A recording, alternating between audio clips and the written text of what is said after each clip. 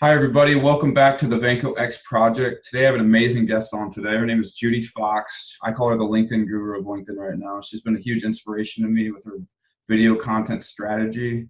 Thank you for so much coming on today. Thank you for having me. Oh, no problem. Really, I love your personality. You're really just outgoing and just great personality. I wanted to start this podcast off with, where did your journey start with, becoming a LinkedIn strategist, and where your video content ideas started? I can go all the way back to probably early 2000s with this, Okay. mainly because a lot of people don't realize how long I have been on the platform. I've been on since probably 2004, 2005. I think Okay. LinkedIn first started 2002, 2003. Yeah. And I first launched my first business, which I didn't really see as a business because I was just trying to fill the gap between being laid off during the economic crisis of 2008. Okay. So during 2008, I was using LinkedIn to network and help other people network to jobs and to do resumes. I was also doing salary negotiations. I was just doing everything, mock interviews. Okay. And I was using LinkedIn because it made sense. LinkedIn's always been this place that I've seen is to put your resume and to get another job. And then what was interesting is I was using it as a professional to sell those services, though, Okay. if that makes sense. And all of a sudden, when I saw it that way, even back in 2008, I was like, oh, wow, that's really a great way to use LinkedIn. It's obviously great for sales, great for Yeah. business development, great for marketing. And so I always used it behind the scenes in the DMs, in making comments, seeing what people were putting out there, connecting with people, my ideal client.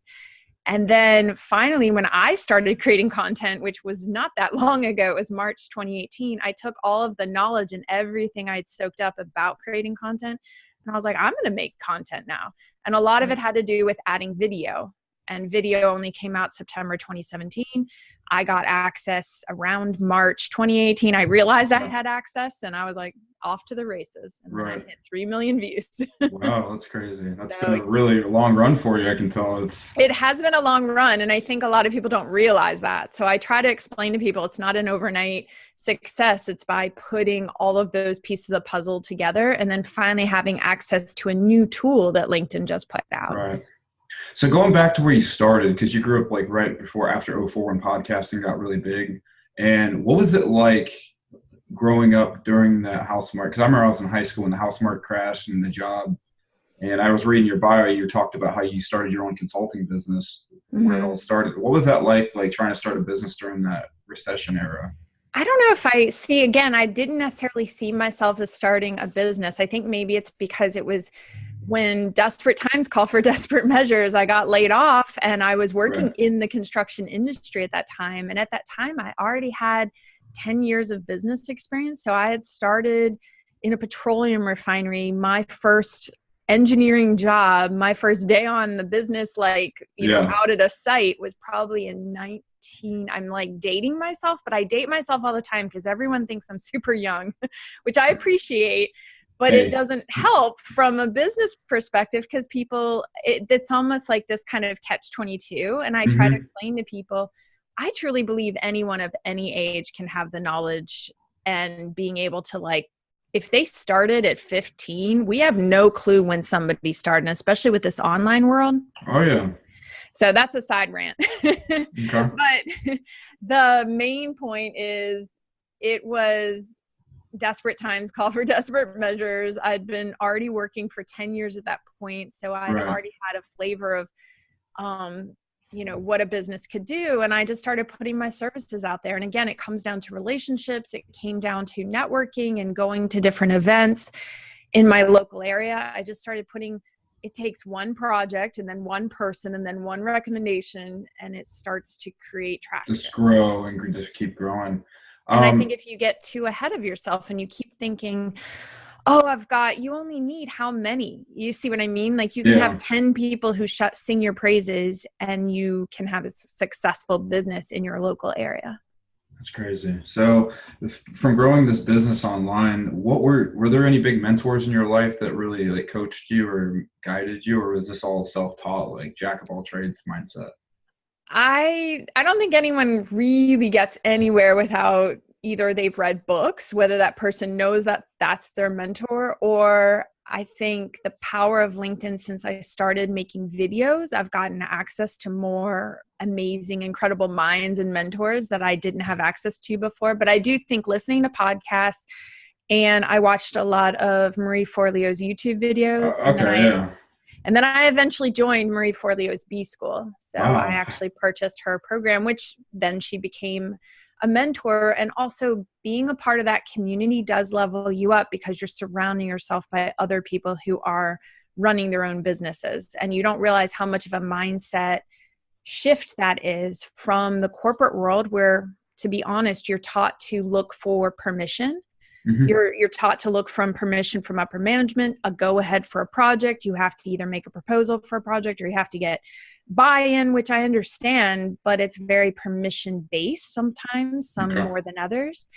Whereas with running your own business, you're not always looking for any, you have to find the permission within yourself to Right. say, I'm going to make these decisions. It all starts from looking within and not looking at the external circumstances. Because I've been broke many times in my life. I'm currently starting a business right now around my podcast, a social media consulting business. That's why I had to come on today. Because what's your advice for any like influencer or entrepreneur online that's just looking to get that start?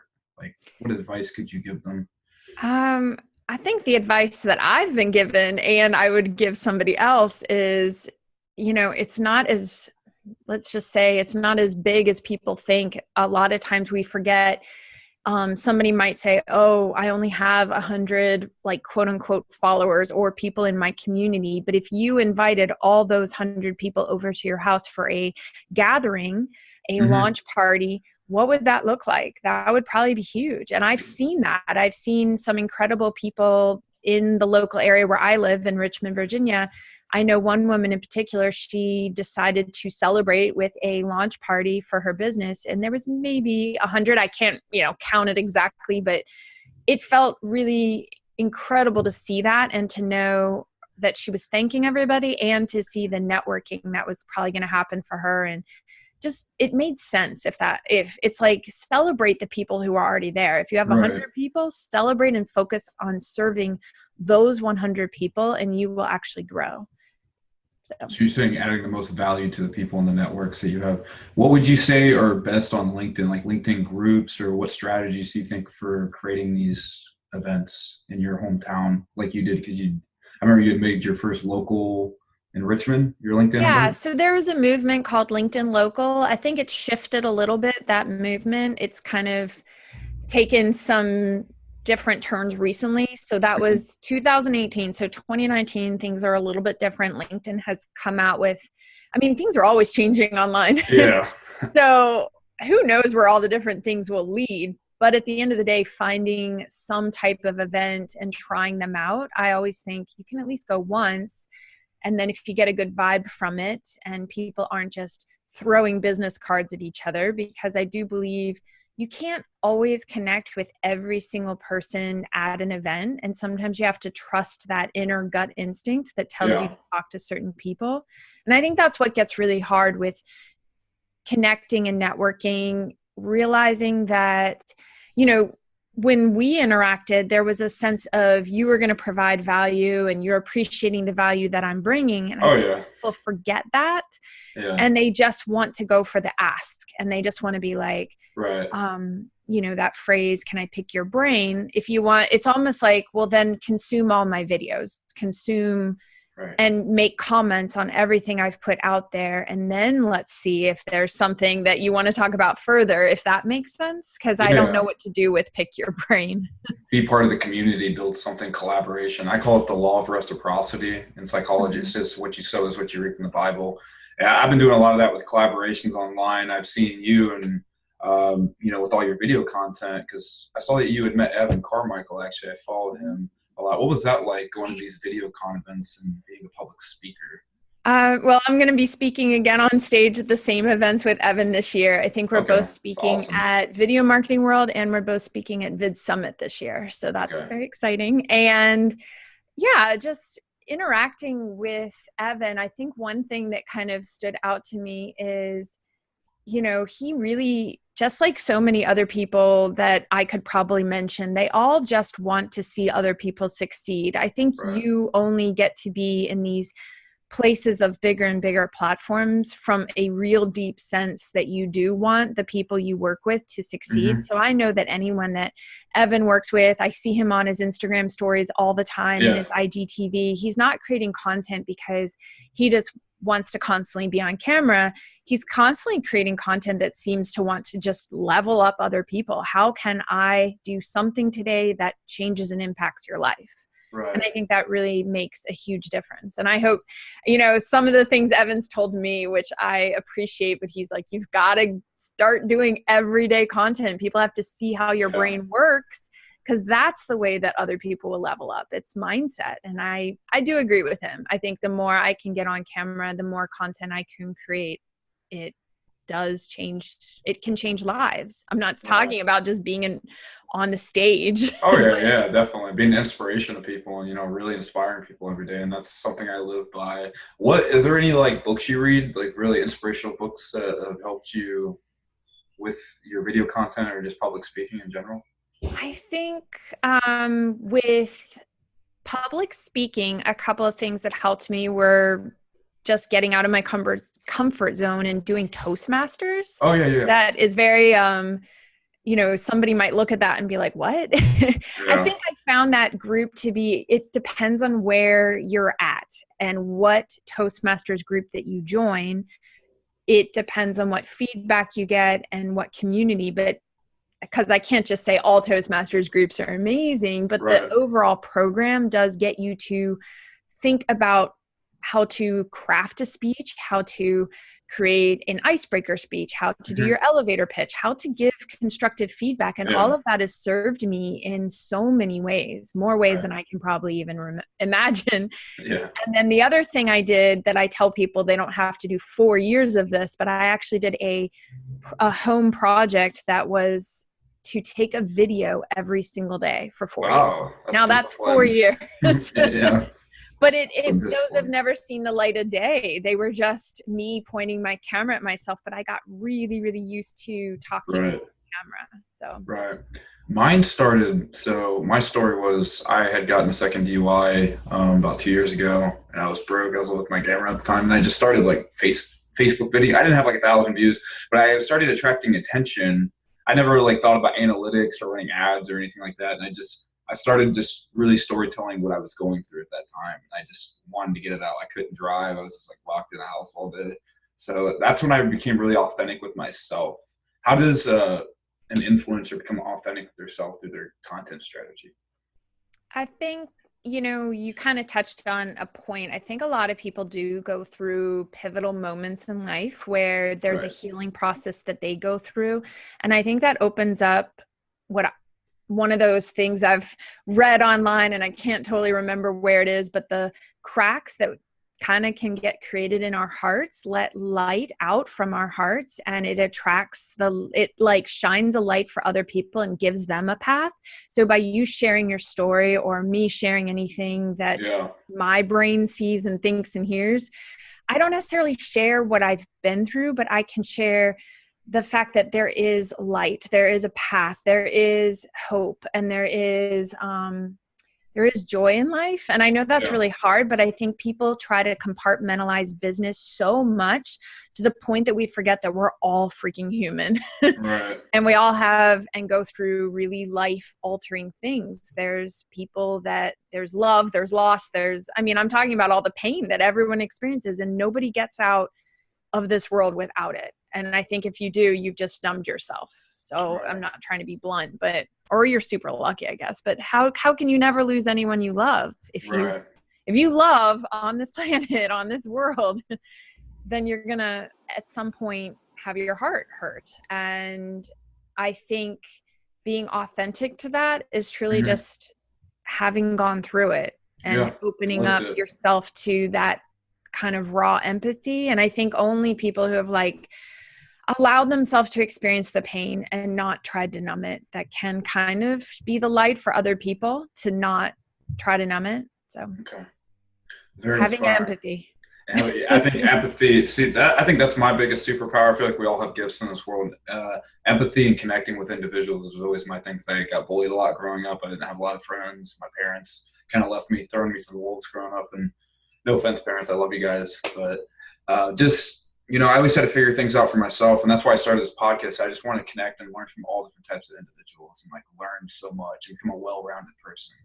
And I think when you do that, you just become more attractive in your life. Just everything blossoms, Well, and I feel like you can't, I don't know. I got to a point where I was like, I cannot share. I have to only say what's in my brain. Like there's nothing I can make up anymore. Right. I just can't live in this other space anymore. Like I literally and I was reading an article recently about why do people not like networking, or why is that like a dirty word, or I didn't realize it until recently that other people didn't like that word. And then I realized a lot of times you go to these events or these things and you are living in this world, or you're in pain and you're going through something and you're trying to kind of either maybe, you can't face it all at a networking event where you're meeting people for the first time. So somebody walks up to you and they're like, how are you doing? I mean, I think the word, how are you doing? I don't know why, but recently I've just started to realize it's a hard thing to be asking. And I think I understand now why people do just put up like, oh, I'm good. Like, what are you going to say to a stranger at a networking event? You can't lead with, I'm actually pretty crappy right now. And I just got out of my car and was crying, but I'm here. Wow. You know what I mean? Like that takes a lot. Who's going to shake your hand and say that? But at the same time, I feel like the networking events I've been to, I had a really good community that I've been a part of recently where I had felt comfortable just opening up and being like, actually, I'm not doing that well right this second, but it's understanding that that's just a moment in time. And I think we forget with being online that person has that one video where they're upset and they share it. The world and community have to understand that person doesn't live in that one moment. Right. And it's really hard. That's a very hard balance to figure out. Right. And it is, because I see some people, I'm not saying me in general, it's just some people front, some people don't. We compare our lives to other people, and it's like we just need to have that self-awareness to go, you know what, I love myself. I'm grateful for everything that I do. Like every morning I get up, I write in my gratitude journal 3 times a day. It's a daily ritual I do. I don't know if you have any daily rituals yourself. I just have a sign next to my mirror that says, my life loves me. So Right. that if nothing else loves me, if nothing else shows or sends me any signals that day that seemed loving, if people were, crapping on me or something, or some troll or something happens, it doesn't matter because my life loves me. And that sounds kind of funny, but I heard that phrase. Again, I don't know where I hear some of these things because it was a while ago, but I made that sign. It's all sparkly and glittery and it looks obnoxious, but it's next to my mirror to remind myself to say it to myself in the mirror, to see myself say, my life loves me. So sometimes I feel like I was walking around feeling really, really down, really unloved, really, So at some point I had to either make a decision that somebody loved me and it was my life. That sounds it's very Eckhart Tolle, if you know who Eckhart. Oh yeah, I do. I'm a reader. Yes, where he's like, wait, why am I thinking outside of myself? And it's like, you're more than just you're me, you're myself. It's all those different words. Myself and Irene. Exactly. Like the movie. Talking about adversity, what has been the biggest adversity in your life, if you had to pinpoint a moment that really just changed the landscape of your life? Not with the whole social media thing, just like the moment you decided to win everything in your life, you weren't going to do this anymore. I have a couple of those moments, but there was a flip that switched when I was working in a place that was very fear-based management. Right. And who knows where the top started, but it definitely had a fear-based management culture associated with it. And it's just this defining moment that hit me like the strongest moment that I couldn't ever take back, where I had never, it's almost like that world we've been grown up in that says, these are your teachers, these are your leaders, these are the people who are above you, or they're your boss, they're your manager, and you need to respect them, and you need to this, and you need to that. And there's all that language throughout our culture and our society. And the problem is, not all those people are meant to be leaders, are meant to be managing people. Sometimes they're in the wrong spot. Or sometimes you just have a personality, something's going on that you cannot figure out, but it's wrong. Whatever it is, when somebody is using that position of leadership and doing things on purpose to cause pain, and they're causing fear of their employees, or all of those dysfunctional, toxic type of attitudes. It was that moment that I realized, where this person basically slid a piece of paper across the table and said, this, message was like, I had a requirement put upon me that I had to tell this person where I was by 9 a.m. every single day. And at this point I was like, I've been working for 20 years and it's come down to telling you where I am by 9 a.m. Like, wow. I can't, I'm working at 10 p.m. at night. I'm trying to work on an Excel spreadsheet to make sure, or whatever I'm doing. None of that matters. All of the travel that I do, that I'm away from my family, none of that matters. So my one email was sent saying where I was, and I think it was about 12 minutes late. It was I can't remember if it was like, it was so specific.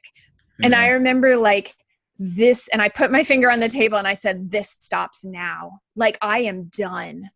Because at that moment, I kept telling myself, I'll put my head down. I'll do what needs to get done. I'll keep trying to live to their requirements. I'll keep trying to put my head down. And I finally was like, I can't do it anymore. I feel like I'm being abused. Right. And my being able to go on a road trip and be away from my family for 4 days, but it comes down to me having an email telling you I'm waiting for a FedEx package that hasn't arrived yet. Like, it was so specific.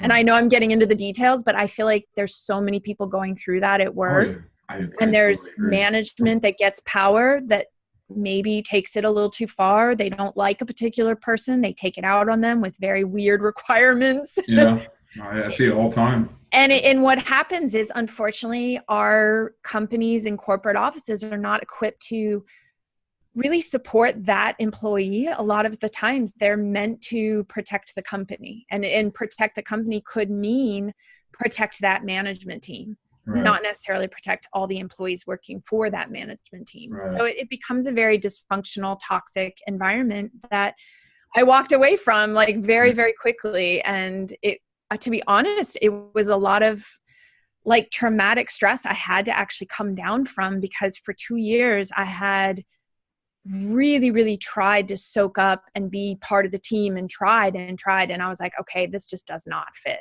It does not fit my personality, and it's not fitting the way this person is treating me. And whether they were, you know what I mean? Like, you just reach a point where you've had it, and I've probably gone on the story for so long.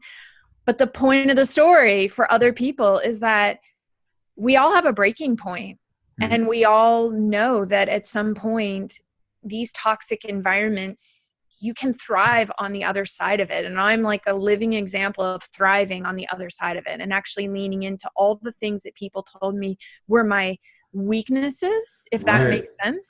Dude, we're getting to the good stuff here. They told me these were my weaknesses. Being joyful, being happy were my weaknesses. How crazy is that? I know. That's how I feel in my life. Like, people said I could never go to college. I was an IEP class like growing up. So I went to Ohio State. I proved people wrong. I got my degree in political science. Didn't go to law school afterwards, but I found out like people said I would never be creative. And like, I started the podcast. I was like, people said I couldn't interview. So I'm like, you know what? I'm going to go interview. So I never let people tell me, you know, what I couldn't do. And, you know, it's not to prove people wrong. It's just to do something you love. And then I guess it is kind of proving them wrong at the same time. But if it comes across like that. There's a video about Gary Vaynerchuk talking about people with a chip on their shoulder. And he said, honestly, people who lean into that chip and they own it. Because I think anyone who's been through anything Yeah. does get a little bit of a chip. And the reason why is because I have a boundary now, like a really strong boundary that if people don't it comes down to, we're all human. We all know mistakes happen. We all know technology can kind of suck sometimes, and there's grace and empathy and understanding. But those people who are just like wasting your time, or people who are not thinking, how can we exchange value? They just want to be taking something, or they're not necessarily good intentions. Right. And I think people let their boundaries down too low, if that makes sense. And my boundaries, like a solid love wall that like, if you don't pass through this love wall with love towards me and I can provide it back to you, I don't know what to do with that. And so we all have to have certain boundaries. And I think that surprises people, because boundaries can still be really, really professional, very kind, very loving. I think not having boundaries is the wrong way to go.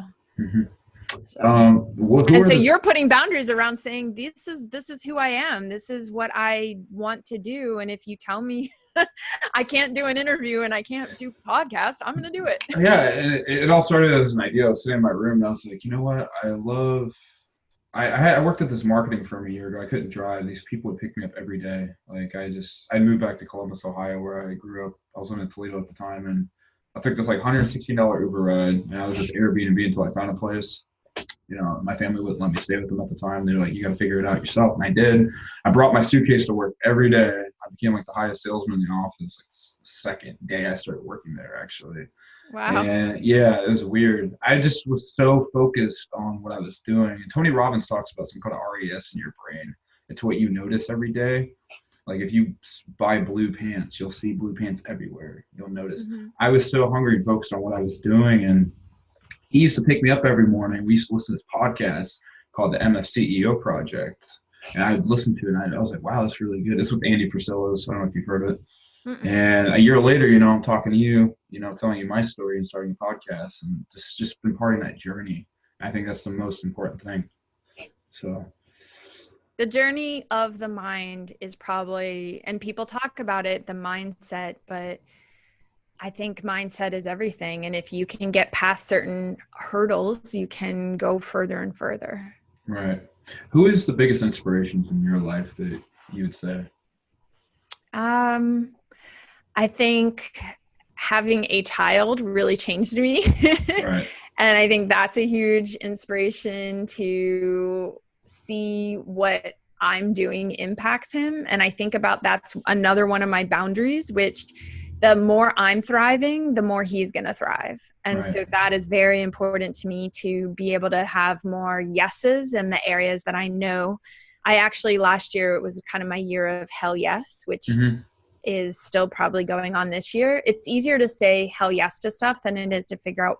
People say all the time, oh, you need to know where to say no. I actually think it's more important to know where to say hell yes. And then it automatically filters out the no's.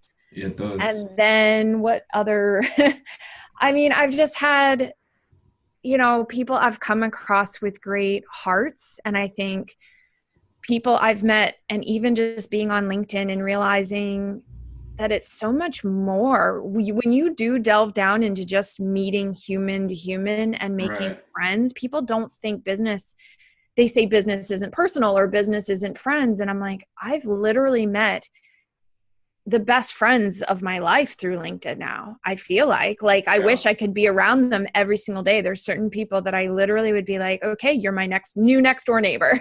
Right. And I think just understanding it, I don't understand how other people don't get that, but there's businesses that get started, major things that get started because it's people who trust each other. Right. And I don't know if you really trust people unless you've spent time with them. Oh, and I feel like I have. LinkedIn is an online, it can be like an online golf course. Yeah. For example, you do golf and you learn about people and you go out. Yeah. And I'm not that great at golf either, but I think people forget that it's not just be this transaction. I'm going to pitch you and send you my sales pitch. I'm not going to buy from somebody who just me. That's literally not going to happen. I wasn't walking down the street going like, oh my God, I needed that. Yeah. It's that's why I think people who figure out how to use social selling and they lean into that now, I think they're going to be the next generation of amazing salespeople, Right. amazing community builders, amazing voices that Right. I think we should hopefully listen to. And I'd like to impart upon people how to use the direct messaging, system that LinkedIn, it's a tool that is amazing that we're given, and people think that it's about just sending their pitch in every single message and automating it. And I'm like, can you imagine what would happen in your business if that's working? I keep Right. telling people, if that's working, keep doing it. If it's not, come to me, ask me some questions. I'll steer you right. Right. What is the biggest, for somebody who gets a hold of you like me, like I sent you like an audio message. I love talking. So I have to Yeah. connect with people because like when I worked in sales, I used to sell car products at fuel centers, and these people would tell me their like life problems I sold to. They'd be like, yeah, this car was my dad's. He passed away. I just have this natural gift just to connect empathy with people. What do you think are the best strategies through DMing or social media to get a hold of you instead of just doing a sales pitch Or getting a hold of anyone. or getting a hold of anybody in general? Yeah. Yeah. I think it comes down to figuring out a way that you're paying attention to them. Right. So, for example, the bigger and more maybe potentially unreachable the person is, Yeah. the longer the potential output of your time that you need to put to showing that person you exist. It's not that that person is, like I said, everyone has to have a certain boundary wall, and that boundary wall gets moved because not everyone in this world, on this planet, and I think people forget that not everyone is with the best intentions, and you do have to have a certain wall. So to get past certain people's walls, depending on where they're at or who they are or whatever you are asking of them to pay attention to you, Yeah. you need to show interest in them first, Right. which might mean just being a follower. Right. And liking and commenting on all of their content, and sometimes being the first to like and comment. You can jump on their stuff really fast and Yeah. if they literally upload something, they may be sitting there. They're just as human as you and me and everybody, the bigger platform they have. And they still want to see that you have liked and commented, and they are paying attention.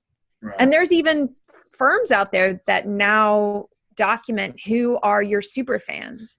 Right. So you can realize the bigger your platform gets, it's because you have super fans beneath you. Right. And they're doing the work, spreading your message, which actually sells you stronger. It's a stronger message for me to read somebody that has taken XYZ's program or course or coaching than it is for me just to listen to that person talk about their coaching or program.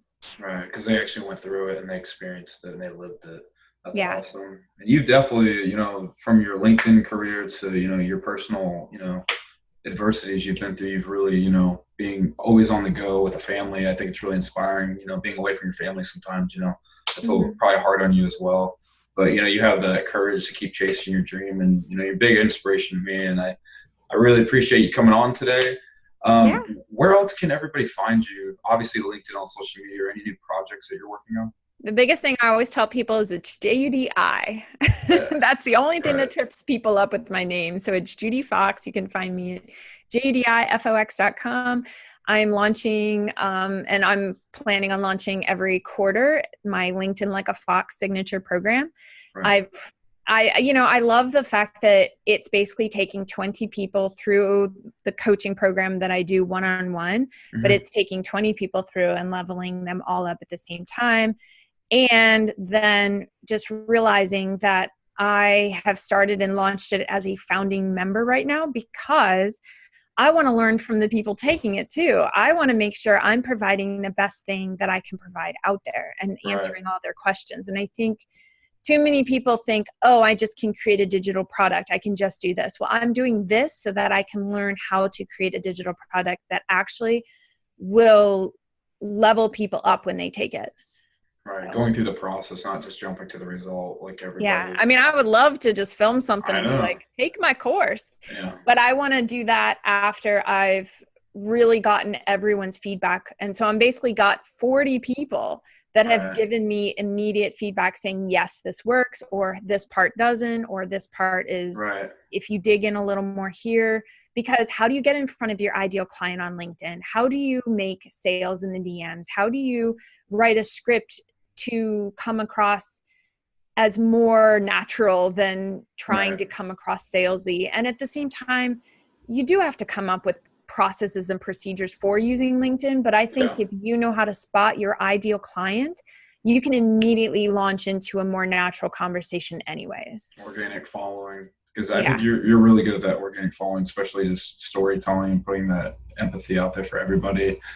I always ask this question in my interviews, so it's kind of like the main point I always get to in my interviews. What is the legacy that you want to leave behind?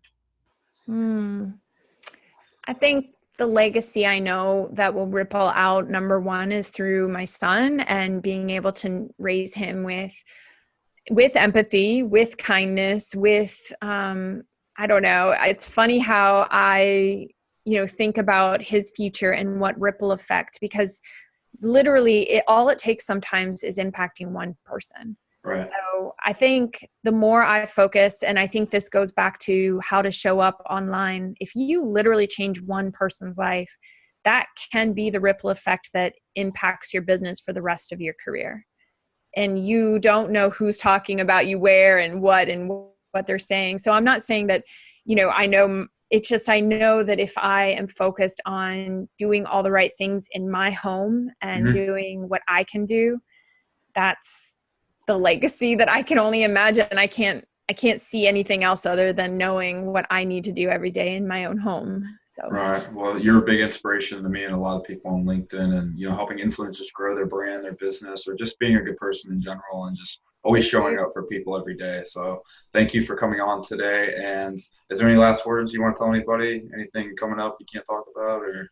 Ooh, like insider knowledge. Just kidding. I don't have any insider knowledge other than you're going to want to use LinkedIn, and also check out LinkedIn, the company pages too. I'm looking at, I post right now on my personal page, but I'm looking at a strategy for introducing more content through my company page. Okay. So that's very interesting. All right. And you guys can follow me at Vanko27 on Instagram. You can also follow Judi Fox Instagram. Ooh, yeah. JUDIWFOX. That's my username. And yes, I love Instagram. It's it's an easier way to share. And especially because the stories disappear after 24 hours, it does feel a little more intimate and immediate. So I like that. And I look forward to collaborating with you more in the future, maybe getting you back on the show one day and talking more about life and just where we're going. Yeah. Sounds good. Thank you so much for coming on today. Thanks.